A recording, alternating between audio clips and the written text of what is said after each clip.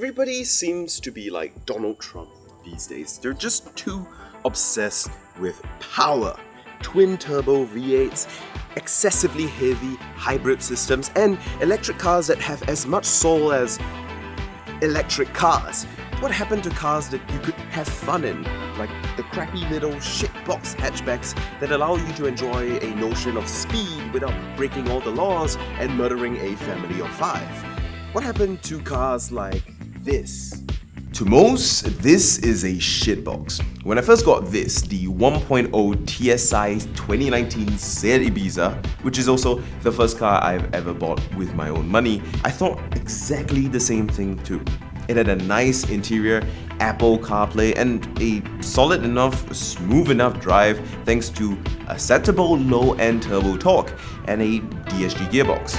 It's a cheap super mini, so I wasn't expecting much. But then I drove it a little. You see, there's one thing most people won't tell you about a compact, lightweight hatchback like this.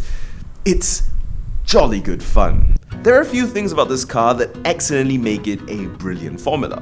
One is that it's really lightweight, at less than a ton. 2 is that it's really small with a properly short wheelbase. And 3 is that it's hardly insulated or well dampened because it's a cheap shitbox that weighs nothing.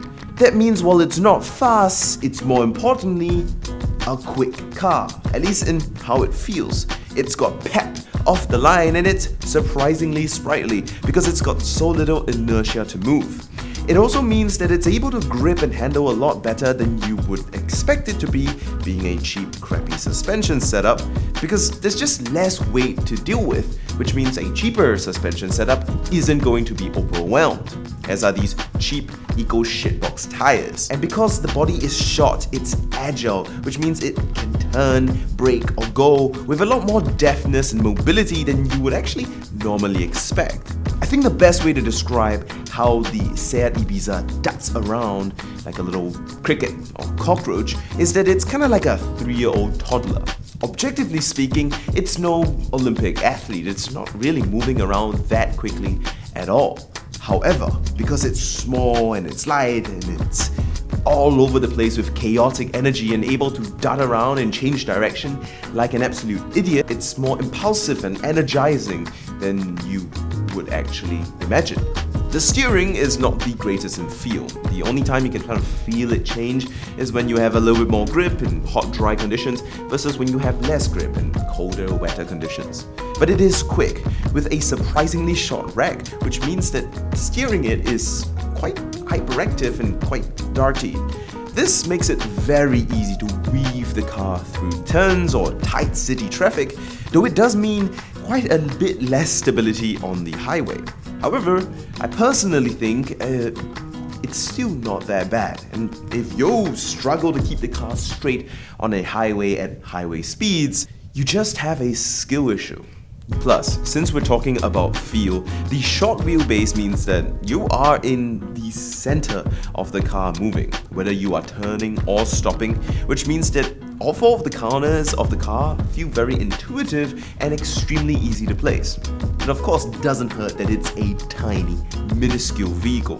But being in kind of the center of gravity and the center of rotation makes it feel rather go-karty.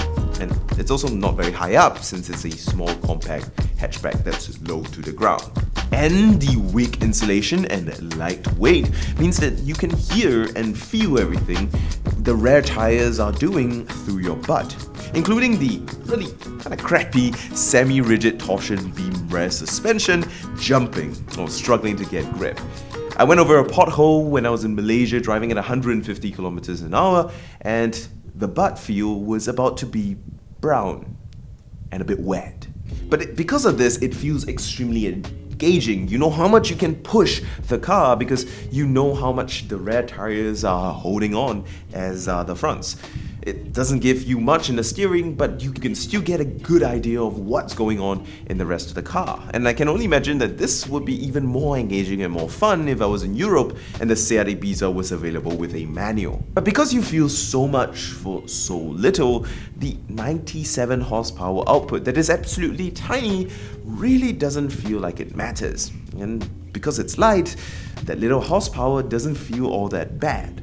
Sure, you're pushing this little 3-pot at its raggedy edge just to go anywhere decently quick, but at least it means you can do so with a smile on your face and hit 6,000-7,000 RPM without committing a felony that sends you in prison so you will never see your wife and kids again.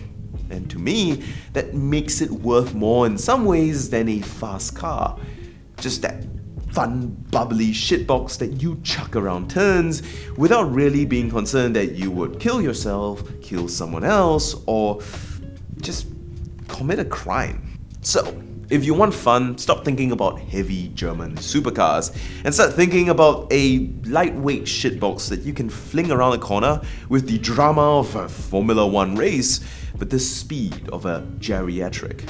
Thank you, Seat, because this Seat Ibiza made me a lot more happy than I would have ever considered or realized when I first bought it.